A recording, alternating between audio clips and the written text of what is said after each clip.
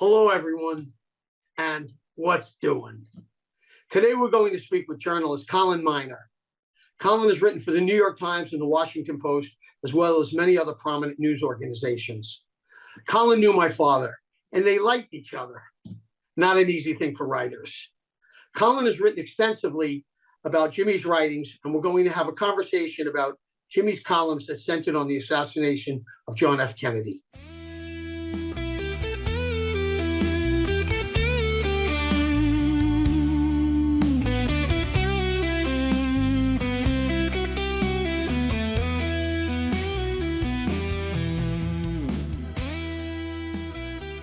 President Kennedy has been shot, stat, the operator said, Colin Miner wrote.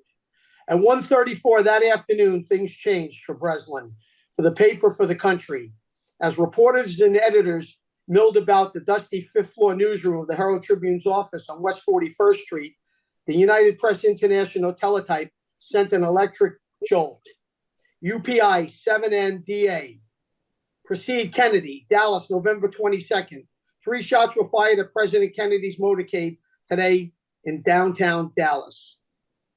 We're here speaking with Colin Miner, formerly of The Patch, New York Times, the Oregonian, the New York Post, the New York Sun, and he's writing a book. Obviously a very talented man. Colin, we want to go back with how you discovered Jimmy Breslin and how he handled death in emergency room number 1. And I'll tell you why. Because I always wondered, how did my father quickly get to Dallas? We didn't have any money. He had to take an airplane. Wow. My mother wasn't driving him like we'd always jump in the car. And so started his life in a very big way, how he went to the, if you will, the loser's locker room. What do you think, Colin? Well, for the first part of your question, how I discovered your father was, it was a pretty good story. I mean, like everybody in the world, I just grew up reading him and, just marveled at how he did stuff. And, it was always there was a fight within me. Do you try to copy him? Do you try to learn what he did? And it was never an easy thing because he was such a giant figure who had clearly done everything, knew everybody, and been anywhere. So then one day I'm writing for a weekly paper in Manhattan covering politics, and I did a story about your stepmother. And, she was getting ready to run for council, I believe was the reason. So then a couple days later, the paper comes out and the phone in the newsroom rings, and I pick up the phone and it's your dad, and all he says is, "It's Breslin. Meet me for coffee at this time at this place," and hangs up. So I'm terrified because here is this legend. The conversation is him barking directions at me.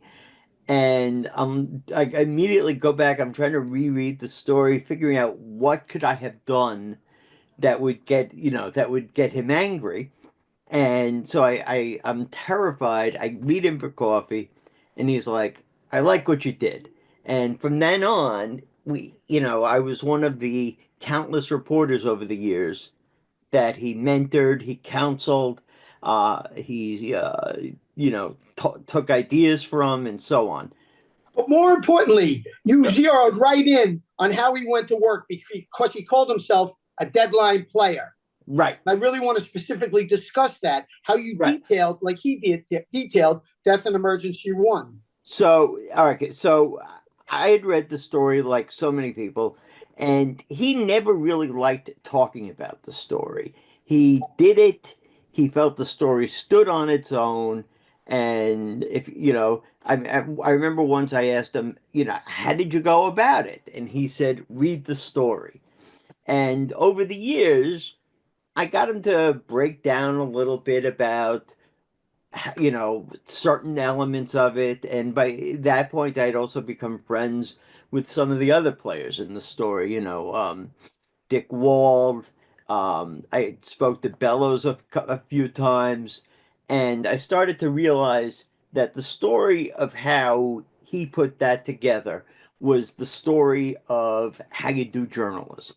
If you take the time and read A Death in Emergency Room 1, you will realize that the world of journalism opens up, of potential opens up before you. It is a monument to everything that reporters can do right. It brings you into the emergency room. It brings you to the surgeon having lunch when he got the call. It brings you right into every single situation. Um, Yes, you said that Breslin was at the Herald Tribune just hours after Kennedy had been assassinated. It was not his plan to write two pieces, but they'd be taught in journalism schools for the next 60 years. But more importantly, what you said was, and you followed Breslin when he found Dr. Perry and he started to write, and you wrote it too in your column, observing how Breslin worked. This is Dr. Perry taking Dr. Shire's place, he said. You said Breslin went out and talked to everyone and found all this information. They said over the intercom, President Kennedy had been shot. Stat, the operator said. They are bringing him into the emergency room right now. The call bothered Dr. Perry. Dr. Tom Shires, stat, the girl's voice said over the loudspeaker in the doctor's cafeteria at Parkland Memorial Hospital. The stat meant emergency. Nobody ever called Tom Shires, the hospital chief resident in surgery, for an emergency. And Shires, Perry's superior, was out of town for the day.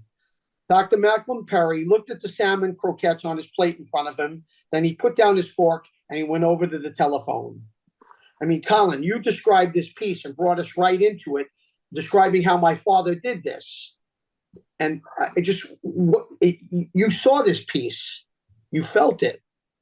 I think that understanding that piece and show, one of the things your dad always said was, you know, use your feet, get out, talk to people. You're never going to find the story sitting in the office. And he, on that piece, he was at the press conference and there were a million people there. And he knew that that was not what he wanted to do, and so he left the first press conference he went to, and he started to go out to the various scenes, try to find the people, be able to witness with his eyes, get to see what people saw. He didn't want to just depend on, second, third hand recollections. He wanted to be able to, be along the route where Kennedy had been shot. He wanted to know, what people, he wanted to get a sense of what people saw, what the street looked like. There was no detail that was too small for him. Now, clearly, not every detail made it into the story, but he wanted to make sure that he didn't leave a stone unturned. He didn't want to miss anything. He wanted to see it. He wanted to be able to tell the readers about it. And he wanted the readers to be able to feel like they were there. That's exactly right, because you said, describing him, that he liked to talk about the importance of using a single person to tell a larger story. Right. He described the doctor when he walked into the emergency room. He walked past the girl in pink and took on the hopeless job of trying to save the president of the United States. He said, Dr. Perry walked into it. The room is narrow and has gray tiled walls and a cream colored ceiling. In the middle of it, on an aluminum hospital cart, the president of the United States had been placed on his back and he was dying while a huge lamp glared in his face. He went in, your dad went into, at one point, he went into the emergency room. He wanted to be able to see what everybody saw. He wanted to know what the colors of the wall were. He wanted to know the ceiling. He wanted to know, the giant operating room lamp. He wanted to know that it was there, what it looked like. He removed emotion, Colin, because he Right. used to tell me that remove emotion. He'd go in there really cold. I used to observe that. There was like a side, almost like a great shark making a move on somebody. Because he said, you get a little picture that reflects the whole. Then you get the reader interested in the life of one guy, and he can reflect the whole life around him. And I Right. think that's what he did with Dr. Perry, because he described how the man, after he finished his salmon, hung up the phone and walked quickly out of the cafeteria and down a flight of stairs and pushed through a brown door. And a nurse pointed to the emergency room number 1. And Dr. Perry walked into it. So he broke down the beats. I mean, when I read it, I said, was he in that room? I hadn't read anybody this acutely specific. And when you rehashed everything and broke it down, your writing was so superb that you understood it at a higher level than most people. And that's not being effusive. You grabbed onto it. Well, I thought, his whole, your dad was very conscientious to make sure he walked through the brown door. He walked into emergency room 1. He wanted to make sure he saw what Perry saw. He wanted to be able to tell his readers, this is what it looked like as Perry walked in. Exactly. And then he said John Kennedy had already been stripped of his jacket, shirt, and T-shirt. And a staff doctor was starting to place an endotracheal tube down the throat. Oxygen would be forced down the tube. Breathing was the first thing to attack. The president was not breathing. I read this and I said, how did he get this? It's because your dad talked with everybody. He really, to him, and this is something that he carried through his entire career. A lot of people since then have tried to imitate his style, but without doing the work. And it showed. Impossible. Impossible. So back to his precise detail, Breslin wrote, he noticed the tall, dark-haired girl in the pink suit that had her husband's blood all over the front of the shirt. She was standing out of the way, over against the gray tile wall.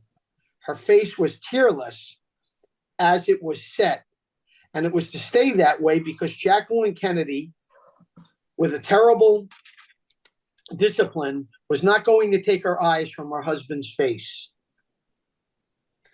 And when I read that, I said, how did he get even that? No, I mean, and I think that's one of the reasons that people called what your dad was doing new, was because people were used to reading novels. People were used to reading short stories. They were not used to reading that style of writing in a newspaper piece. Live? It was live. Yeah. Yeah, and yeah, I mean, he knew that such a monumental event, such a huge piece of history with so many moving parts, the only way to really understand it as something that was happening was to take people step by step through what happened. One of the great things that your dad taught me is when you want to talk with someone, you ask if you can talk with them, not talk to them. Because when you talk with someone, you're being inclusive. When you talk to someone, you're being aggressive. And he understood the importance of talking with people, of making people feel comfortable. He didn't, if it was a politician, he had no problem telling them to go to hell or whatever. That's too But, kind. You're right. too kind. But if it was a question of, talking to someone who's been through a trauma, someone who, has witnessed something horrible, he wanted to make sure they understood he was there to tell their story. He wasn't looking to impose his view. He wanted to let people tell their own story. Exactly, because he said the chest was not moving and there was no apparent heartbeat inside it. The wound in the throat was small and neat.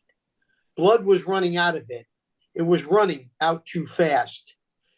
The occipitorio, excuse me if I butchered that, which is part of the back of the head, had a huge flap. The damage a rifle bullet does as it comes out of a person's body is unbelievable. Bleeding from the head wound covered the floor. There was a medicinal wound in connection with the bullet hole in the throat.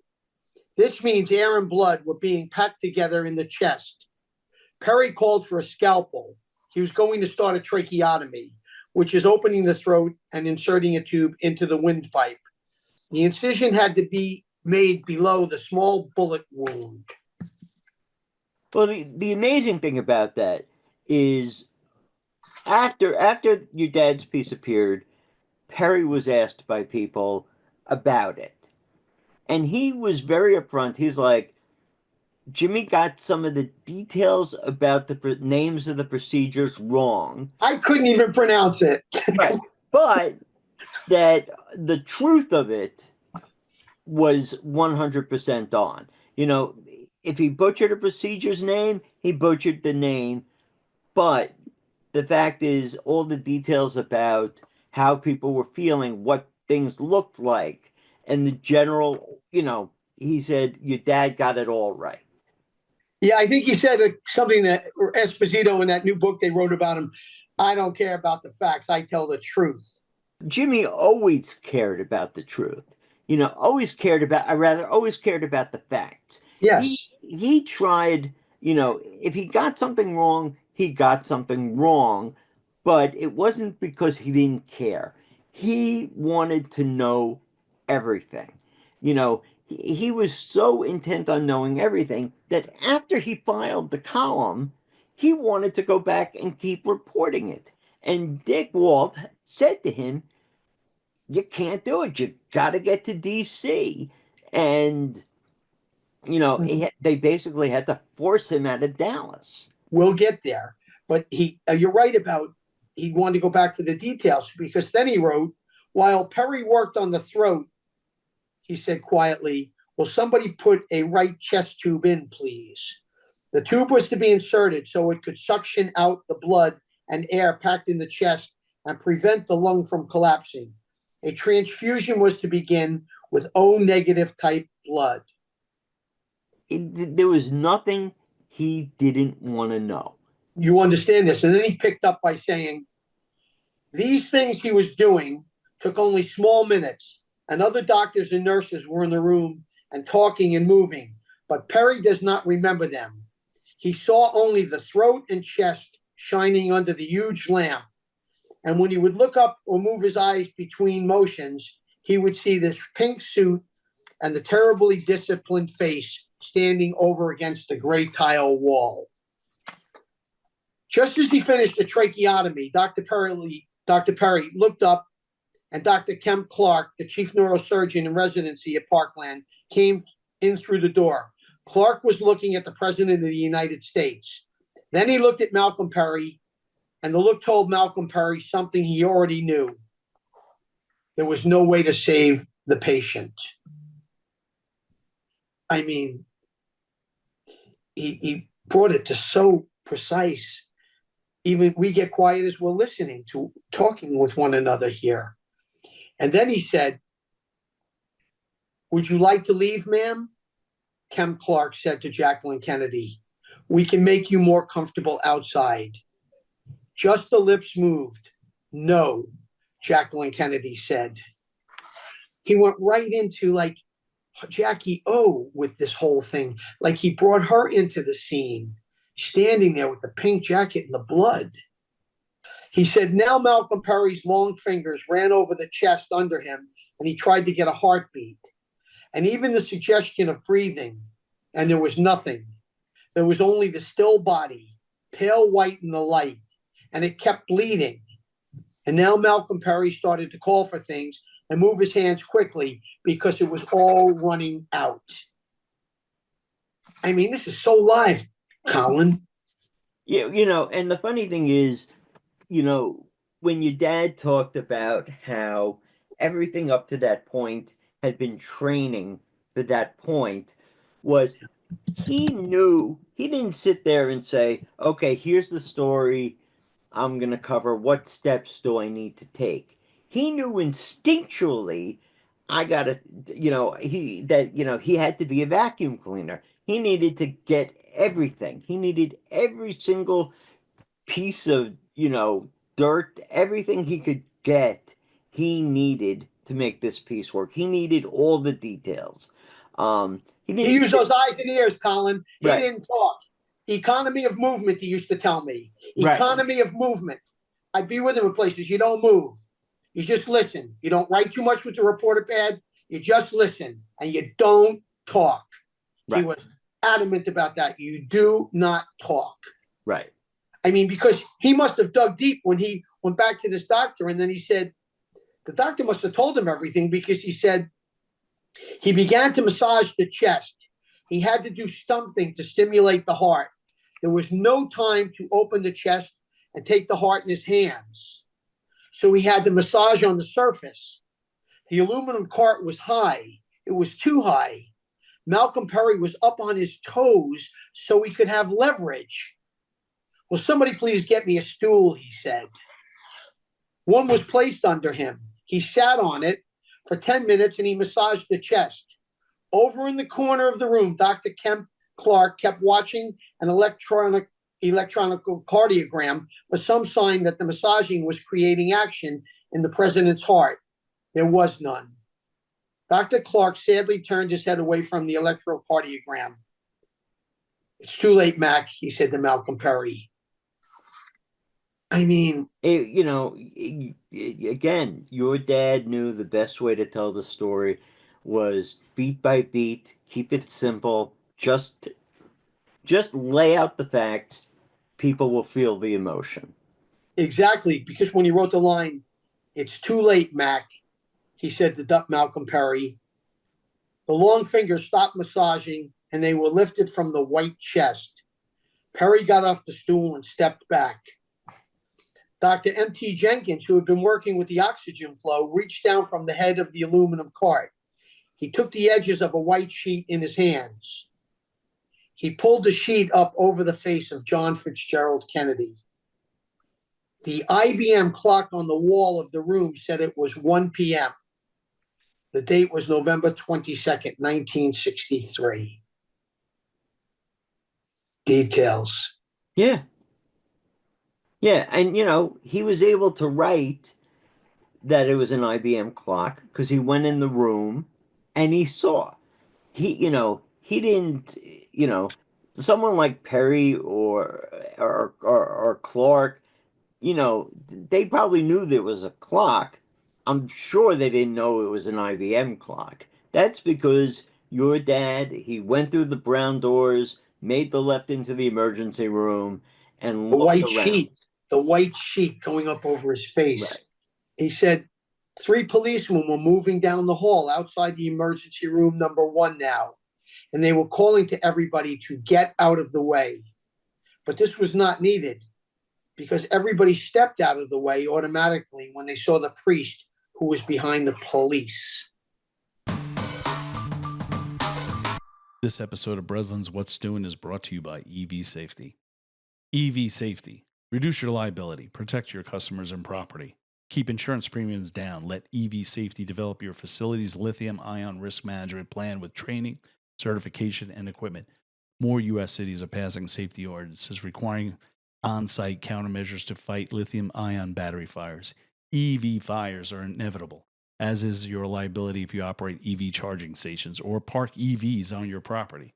When you have an EV battery fire on your property, a few minutes can make the difference between cosmetic and catastrophic damage. No company can afford a hazmat vent on their property. Contact us today for your evaluation on all your training and certification at evsafetyproducts.com. Once again, evsafetyproducts.com. Medford Fast Lube. Put your car in good hands. With more than 25 years of experience, the experts at Medford Fast Lube will care for your vehicle like it's our own without breaking the bank. Take the stress out of the unexpected. If your car needs repair, it can be expensive as well as stressful. Take some of that weight off your shoulders with free estimates from the experts at Medford Fast Loop. Our friendly staff is here to help. Located at Route 112 in Medford, New York. www.medfordfastloop.com or dial 631-475-2107. Medford Fast Loop. Advisor Insurance Group. Advisor Insurance resource experts in life, disability, long-term care, business, home, and auto insurance across the U.S. With over 60 insurance companies offered and over 30 years of combined experience, Advisor Insurance Resource simply can't be beat. Call 866-942-4181 or on the web at advisorinsuranceresource.com. He knew that he needed to talk to Father Oscar Huber. He knew that that was going to be an important part of the story, and he knew that the best way that, he didn't want to take a chance he was not going to be able to get to him. So he called your mom and said, I need you to go to the church and find someone who can make a call for him, because he wanted to make sure he had all his bases covered, that there was no way he didn't talk to Huber. I know. It was amazing. And he said, when he saw the priest, and I was wondering even how he found this out. And you were so good that you found out about my mother, because I always wondered about that. And then JB wrote, here was the Reverend Oscar Huber, a small 70-year-old man. He was walking quickly. Malcolm Perry turned to leave the room as Father Huber came in. Perry remembers seeing the priest go by him, and he remembers his eyes seeing that pink suit and that terribly disciplined face for the last time as he walked out of emergency room number 1, and he slumped into a chair out in the hall. I mean, he's crossing paths in the lives of the people. It's like he had in our world now, we have a video camera doing this. Yeah, I mean, that's it's funny. I sometimes try to imagine how that would be covered today, and there would be no place, I think, no opportunity to do it that way, because things move so quickly now that the concept of, it's like if you can't report it in 20 seconds, it's not worth pursuing. And the thing about this piece is, your dad took a whole 24 hours to put this piece together. And, they don't do that anymore. And they're doing a tremendous disservice, not sticking up for journalists. They're doing a tremendous disservice for intellect. Right. Because if you took a few minutes and you read something like this, you really may grasp something and remember it. And It hit you in the heart. When if in the video world of capturing it so fast, you missed everything. You missed the tiny details. And here he picked up on, Breslin said, everything that was inside that room now belonged to Jacqueline Kennedy and Father Oscar Huber and the things which they believed. He said to Jacqueline, I'm sorry, you have my deepest sympathies, Father Huber said. Thank you, Jacqueline Kennedy said. How the hell did he find this stuff out? From Huber, and I think there was still, even though it was, I think there were other people in the room. I think there was still a nurse in the room at the time. They must have been, because he said Huber pulled the white sheet down so he could anoint the forehead of John Fitzgerald Kennedy. Jacqueline Kennedy was standing beside the priest, her head bowed, her hands clasped across the front of the pink suit that was stained with blood, which came from her husband's head. Now this old priest held up his right hand, and he began to chant that Roman Catholic priests have said over their dead for centuries. Si vivis, eco tu absolvo, e peccatis tuis. In nomine Patri, et Filii, et Spiritus Sancti. Amen. I mean, it's the prayer that if you are living, I absolve you from your sins. In the name of the Father and the Son and the Holy Ghost. Amen. The priest reached into his pocket and took out a small vial of holy oil. He put the oil on his right thumb and made a cross on the president's forehead. Then he blessed the body again and started to pray quietly. Eternal rest grant unto him, O Lord, Father Huber said. And let perpetual light shine upon him, Jacqueline Kennedy answered. She did not cry. Father Huber prayed like this for 15 minutes, and for 15 minutes, Jacqueline Kennedy kept praying aloud with him. Her voice did not waver. She did not cry. From the moment the bullets hit her husband and he went down onto his face in the back of the car on the street in Dallas, there was something about this woman that everybody who saw her keeps talking about. She was in shock, but somewhere down under that shock, someplace, she seemed to know that there is a way to act when the president of the United States had been assassinated. She was going to act that way, and that the fact that the president was her husband only seemed to make it more important that she stand and look at him and not cry. I mean, there's so many things that are great about this piece. And you know, and the fact is each section, each scene is almost a master class in how to report a story. Even if it's a few paragraphs, he lays it out. He's like, here are the elements you need to tell a powerful story. You know, don't embellish. There's no need to embellish. If the story is powerful, if it's worth telling, then tell it straight. You know, don't lay on a bunch of bullshit. People will see it as bullshit. And you know, Yes, and he was careful about that. You know, he and to the best of my knowledge, he always was. To the Right. best of my knowledge, very little embellishment with anything serious. None. Right. This is not humor now we're talking about here. Right. And he said, when he finished praying, Father Huber turned and took her hand. I am shocked, he said. Thank you for taking care of the president, Jacqueline Kennedy said. I am convinced that his soul had not left his body, Father Huber said. This was a valid last sacrament. Thank you, she said. I mean, he went into the details of the priest, how he found him. My mother helped find him. The priest then told my father everything. He said he had been eating lunch in the rectory at Holy Trinity Church when he heard the news. He and his assistant drive him to the hospital immediately. And after that, everything happened quickly, and he did not feel anything until later. Now he's capturing the priest who was the last man there. Right. I mean, he sat with him in the rectory, and the priest said, I've been a priest for 32 years. This was the first, and he started talking about his own life. He said, the first time I was president out of death a long time ago, back in my home in Perryville, Missouri, I attended a lady who was dying of pneumonia. She was in her own bed. But somehow, I remember that. But this is different, he said. Oh, it isn't the blood, you see. I've anointed so many accident victims. I anointed once a boy who was only in pieces. No, it wasn't the blood. It was the enormity of it. I'm just starting to realize it now.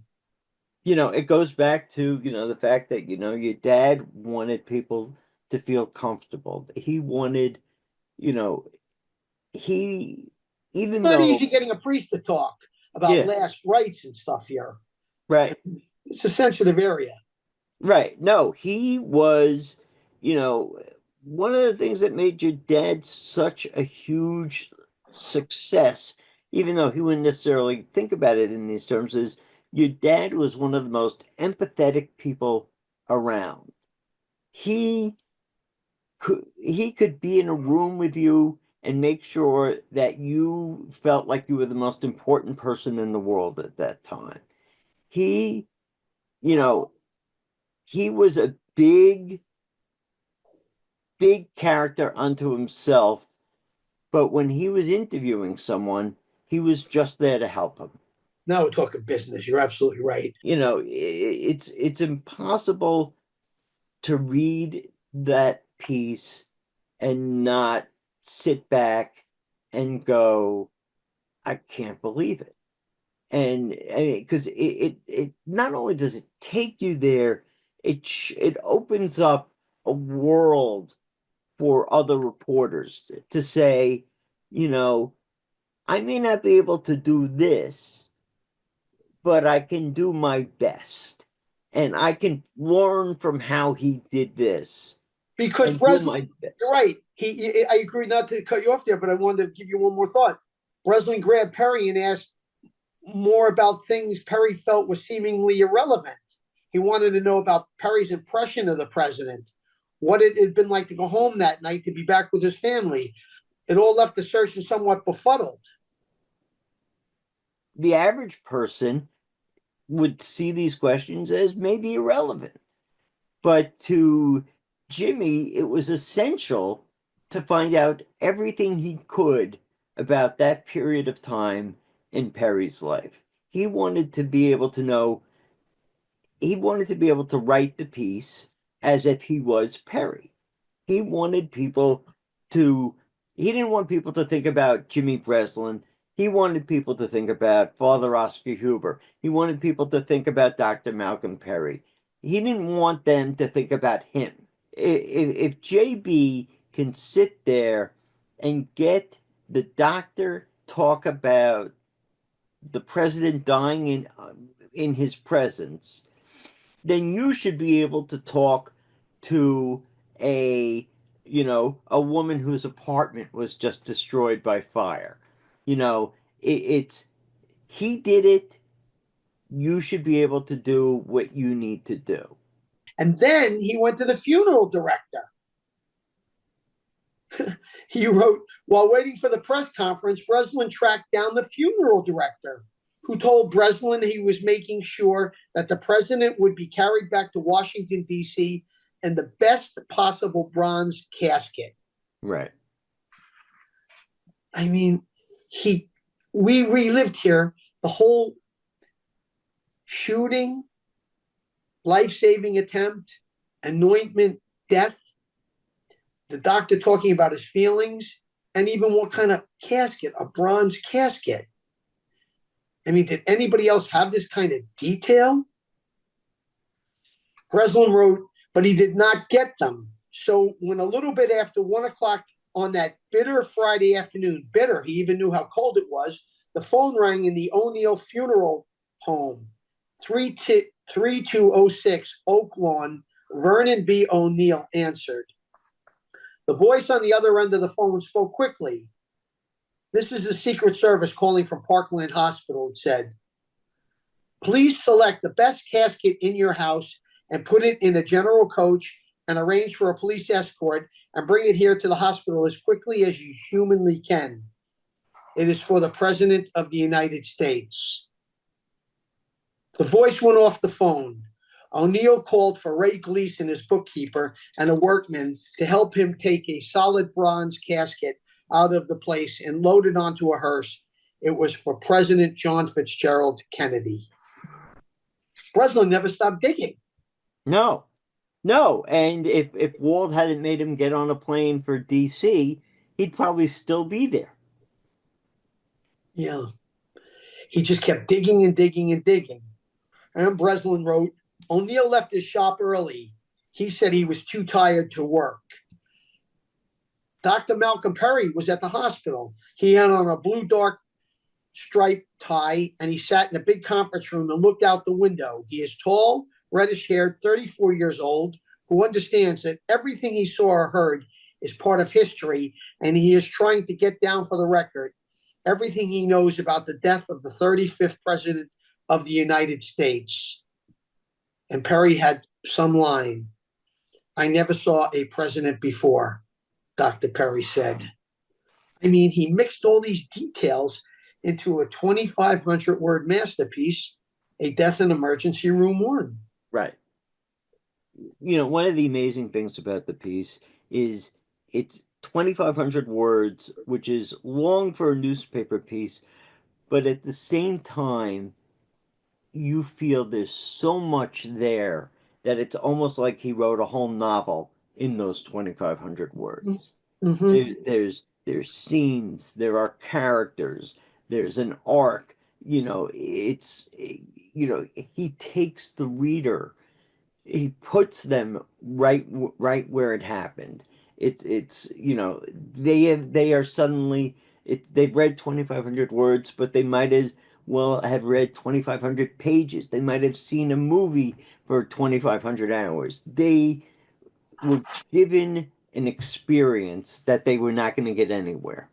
Because you said that Breslin was right, Perry said it, with the focus of the piece, the major elements right. Right. I mean, it's not easy to do. No. It sounds easy us talking about it, but I sure as hell wouldn't want to sit there with blank paper and try this. Anyone who reads the piece or was involved in the piece have all said, he got it right. He preserved the piece of history. Yep. All right. Well, I think we discussed a very significant column that helped his career significantly. And then we're going to discuss as we move ahead into his next piece. And we'd like to connect also John Jones, who happens to be Clifton Pollard's son, because we're going to talk how my father was then told by Bellows and Wald he's got to get out of Dallas and stop worrying about this and get to Washington, D.C., where they're going to bury John Fitzgerald Kennedy.